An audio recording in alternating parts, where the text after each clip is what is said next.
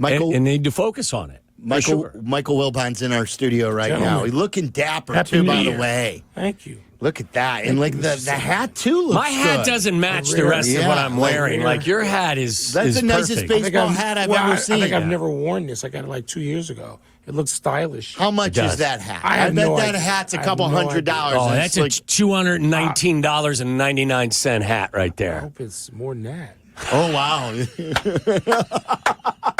I have no idea. That was a flex. That was a flex. Yeah. It was.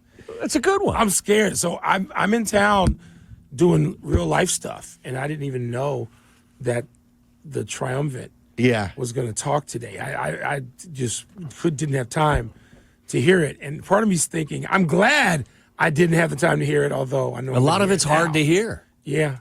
Well, anytime you have a team that lost out of the season essentially after being 4-2, it's going to be hard to hear.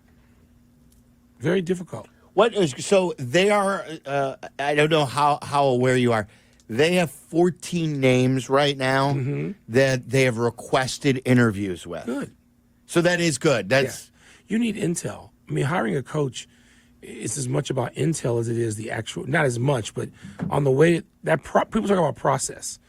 And I learned a long time ago from really great executives who got it right. And I could say to them, why are you talking to this guy? And they would say, here's why. This person does one thing really well and maybe hasn't done enough things well to be a great head coach or GM or offensive line coach or coordinator. But he has done the following things really well. I want to hear what that is. I want to know what it is about this facet of team building that I need to have. And so that's part of it. They should talk to Mike McCarthy.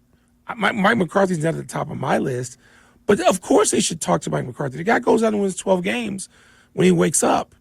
So talk to him. Find out what it is.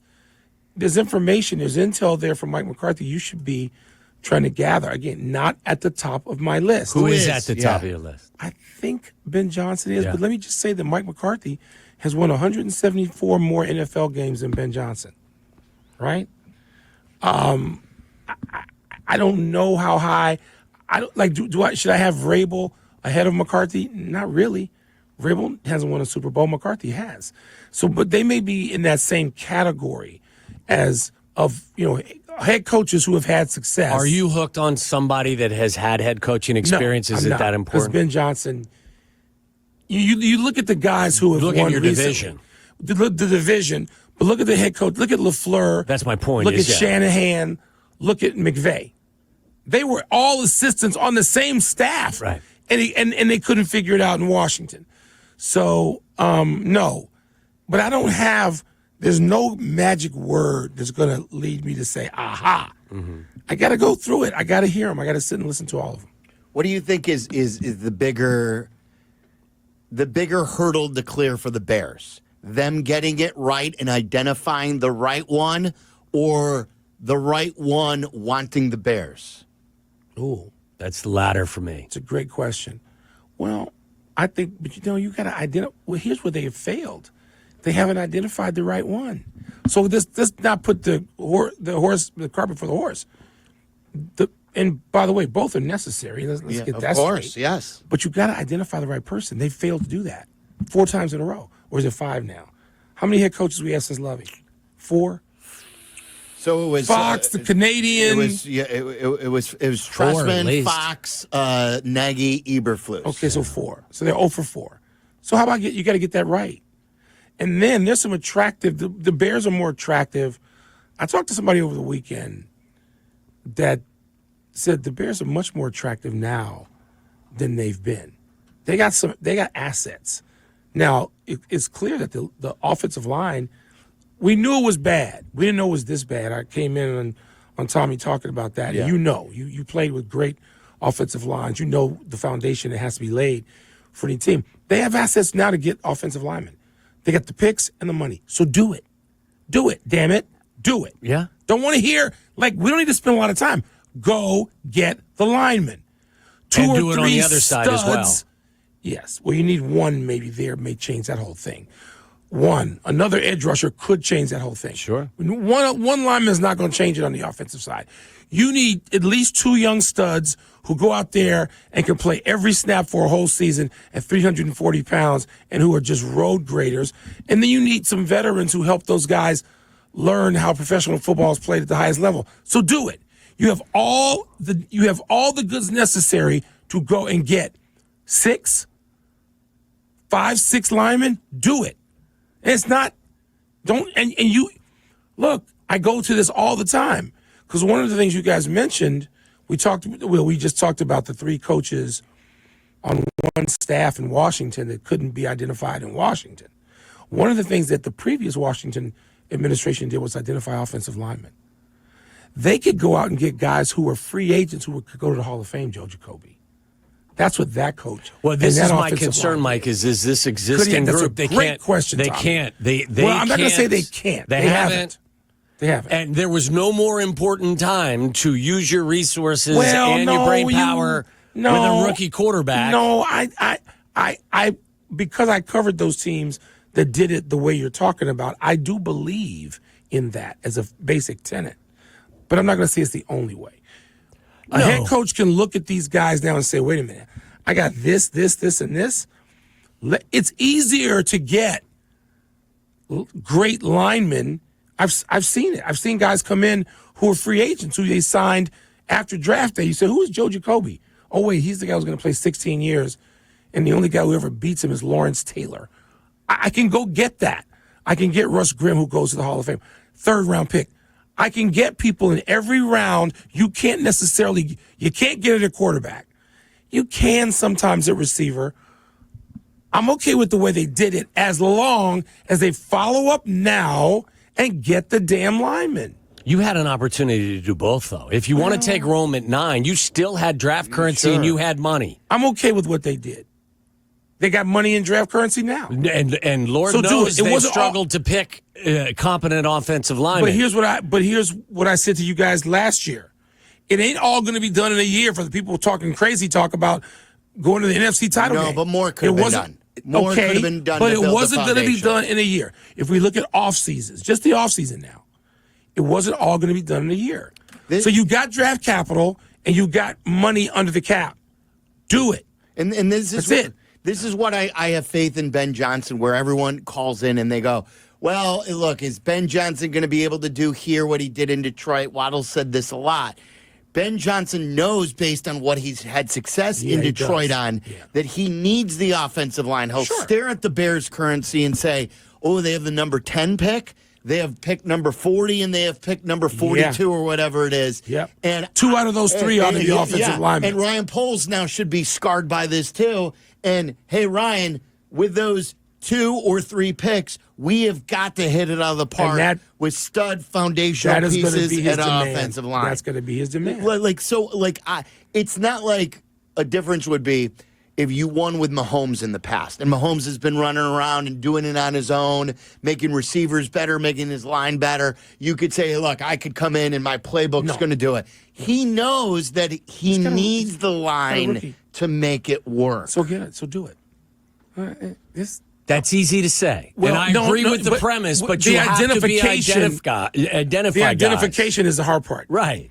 You can make this line better. You chose Coleman Shelton over Tyler Biotish, is what the point is. Right. And you decided that Nate Davis was your answer at one guard. Instead of somebody else. That's where my concern is. It's not that you don't have assets. Who would help in that regard? You do have assets, but you lean.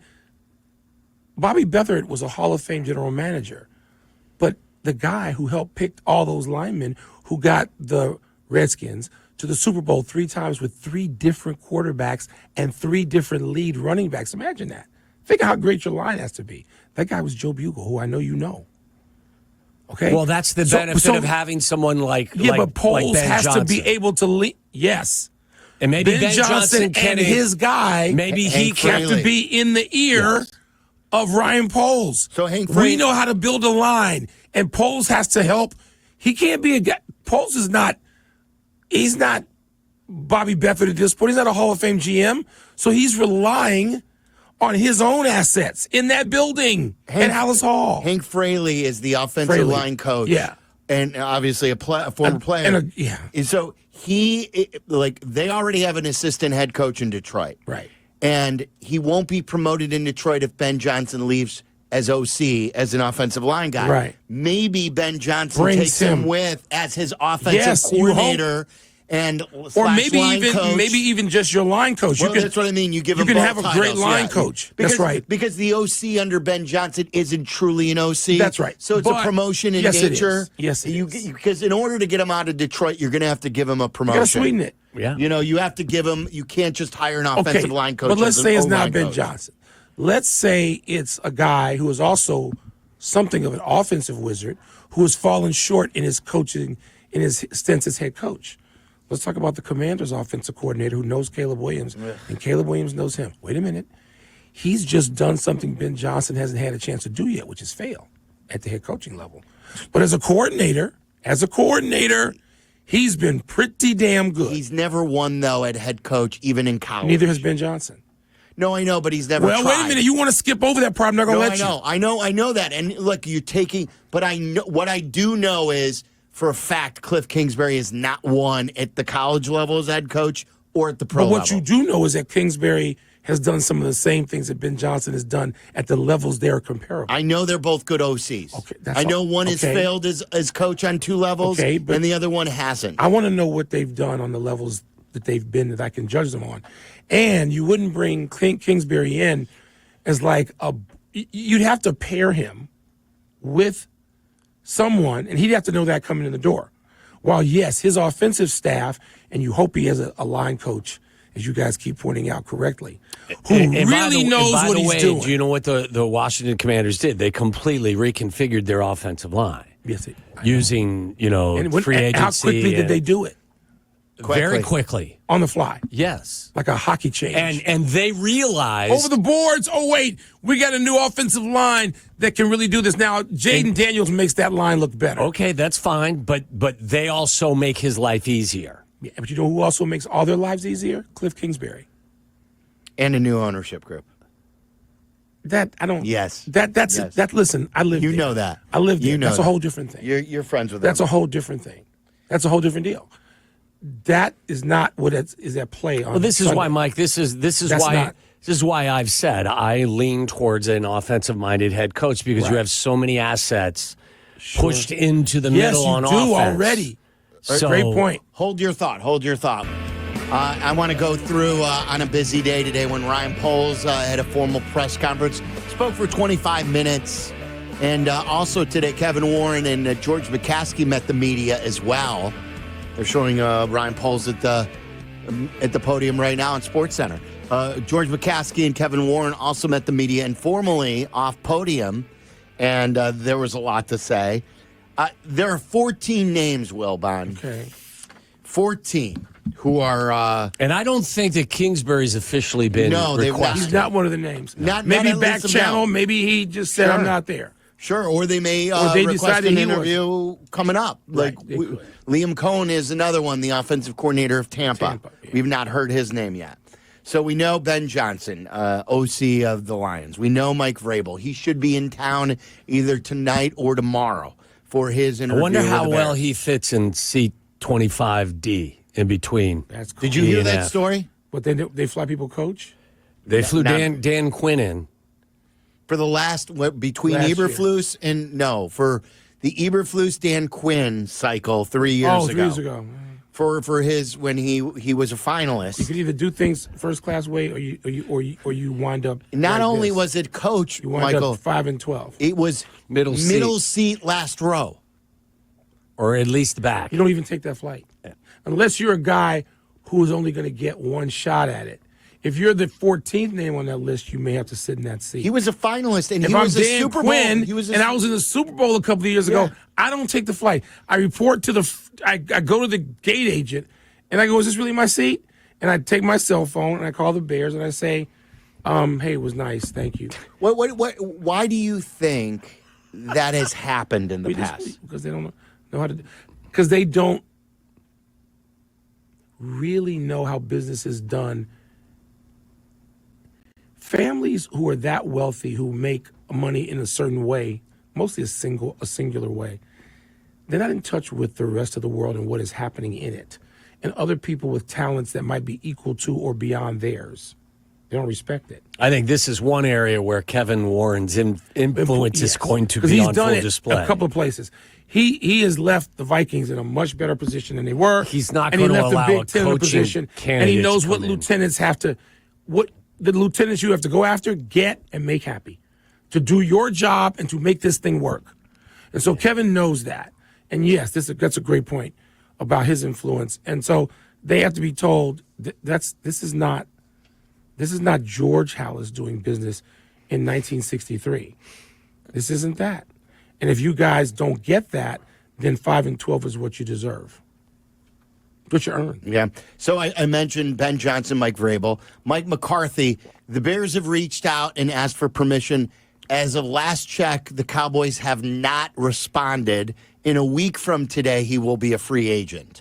So Mike McCarthy on the list, Joe Brady, offensive coordinator, Buffalo Bills, Aaron Glenn, D.C., Detroit Lions, Anthony Weaver, D.C., Miami Dolphins.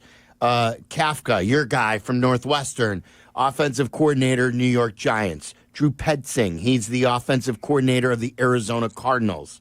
Arthur Smith, the offensive coordinator of the Pittsburgh Steelers. Brian Flores, defensive coordinator of the Minnesota Vikings. Todd Monken is the OC of Baltimore. What's that? Just say no. What, you don't like him? Anybody who can't understand that you need to give the ball to Derrick Henry when you're in a one-score game and you let it happen 3 times and you lose those games, a one-score game. So you're scratching you got Derrick him Henry. off. I wouldn't put him on. Vance Joseph, they've shown interest in. We don't know if it's an official request. Mike Silver reported that. He is the defensive coordinator of the Broncos, former head coach of the Broncos as well.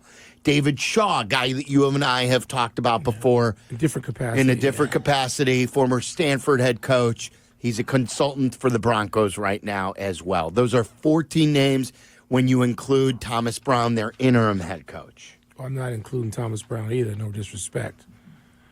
There's some names in there I'm not. There's like 8 real names in there. Okay, so who are you? Like, who are the names? I mean, I just took a couple off for you, like 3 in a row.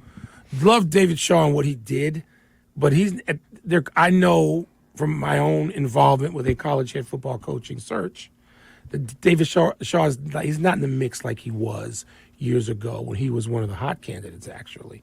So you're not going to do that if you're the Bears coming off what you're coming out of. And I don't see Monken, and I don't see the interim head coach of the Bears. That's 3 off the list right there. We took. I think we were all in agreement. We took Arthur Smith off the list. I think I would take Arthur Smith off the list too, even though, Arthur Smith. It's interesting. He plays a brand of offensive football that is maybe all too familiar to Chicago Bears fans. Maybe it sort of fits a previous formula too much, and you don't want that anymore. Right. So I would take him off too. That's 4 or 5 I've taken off from the top. Is there someone on that list that his name's not there that you would put on? I just told you. Cliff. Other than Cliff Kingsbury, which I think his name eventually will be on the list. You did say Vrabel's name is on there, right? Yes. Yeah. So Vrabel's name Would you talk to Pete Carroll? I would. Yes. Would you? I was just going to say Pete Carroll. Would you have talked to Bill Belichick before he signed with UNC? No, because it's going to take a while to install. Bill Belichick can't come in. Everybody, the most overused and just it becomes a hateful word in the sports lexicon is culture. You don't establish that in a year or 2. I mean, Bill Belichick did that. I know he won right away in New England, but it takes a while to What's the difference between Carroll that. and Belichick as far as that? I think Carroll's energy and personality. I think sort of the way Carroll handles. Carroll, you have to win over a locker room. I mean, Bill Belichick's not going to come in here and have a Bill Belichick formed locker room in a year. I think Pete Carroll's enthusiasm is one of the things that I find attractive about him as a head coach and always did.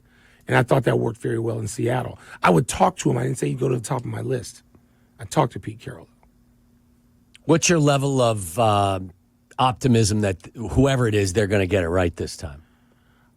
That's a great question. I believe, and you know, I didn't fall for any of the playoff talk. I didn't fall for any of that stuff. I told you guys I wanted to see improvement, which we didn't see after week 6. Mm-hmm. I told you guys that. You know I can be a skeptic. I try not to be a cynic. I think they're going to get it right. I think they're going to get it right. So you think they're going to get Ben Johnson? I'm sort of convinced they're going to get it right. It doesn't have to be obvious. It doesn't have to be Ben Johnson. If you get it right, I don't care who you didn't take. I just care. Can you get it right? So if McCarthy got it right, I'm fine with that. It doesn't need to be any.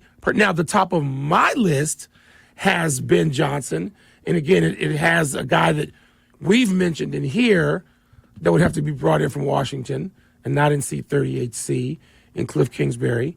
There are people I would have on the top of my list. If any of them make it right, then make it right. I'm not wed to any name. Right. We say the Kevin O'Connell factor because no one had him on their radar, like as far as a fan, at least 3 years ago. Nobody had a lot of these guys. And nobody had. I just mentioned 3 guys off of Washington staff who got away from a team. So there's a million offensive coordinators who have failed, who have been incredibly attractive. And there's some who work. So just get it right. I'm not wed to star But you're power confident now more than ever that they will get it right. Just because of, sooner or later you do. I think that the people involved here. Sorry. I think there's an earnestness about their effort. I think there'll be enough movement off of the 38C story, enough movement off of it. George, business can't run this way. If you do you want to win? You're paying lip service to this. There are hard conversations that have to be had with owners, right? And the people who can have those conversations and move that owner a little bit, there are. Let me just say this: knowing owners in the NFL for a long time, a lot of them, some of whom are personal friends or have been. If y'all think that George McCaskey is some hard-ass guy who can't be moved, you're wrong. I know hard-ass owners over decades who couldn't be moved off this spot. Who's the hardest-ass owner just ornery dudes, ornery, nasty dudes who made a lot of money and who earned the right to be ornery and nasty through what they did in their previous lives. Do we have one in town who owns 2 teams in this town? Are you in? No, he's not ornery. Okay. No, you guys don't know ornery. No, you don't. Well, whether you're ornery or not, but are you willing to do and make the difficult decisions? That's the question. Because Matt Eberflus needed to be fired at the end of last year. Yeah. But everybody would they not fire him because they didn't want to cut him loose with 2 years left on his contract? I'm sure it played in. Also, Eberflus had the team on the uptick. Let's not forget, the Bears entered the season with the longest home winning streak. They entered the season with the most games in a row, not having allowed 20 points or more. They entered the season with the best defense in the league over the last 8 games. Let's not act like. Yet we knew that the right decision wasn't to go forward with him. How did we know that? You were right, Tommy. You got. We knew because of the Cleveland, Detroit, and Denver games. Poles said in his pregame interview that he was so shocked by the amount of ways that they lost these heartbreakers when, in fact, the year before, they blew a 3-score lead against Denver. They lost in the last 3.5 minutes to Denver, up double digits. The Browns. To Detroit. That's at the Denver game. And the Browns, they were up by 10. Those were 3 heartbreakers. Well, you thought it was Hail Mary, but still. Not to mention, you were actually moving off of your existing quarterback, and you were drafting another quarterback first overall. That's the one. Yes, that's the one. Not only look at the other. Too much sense.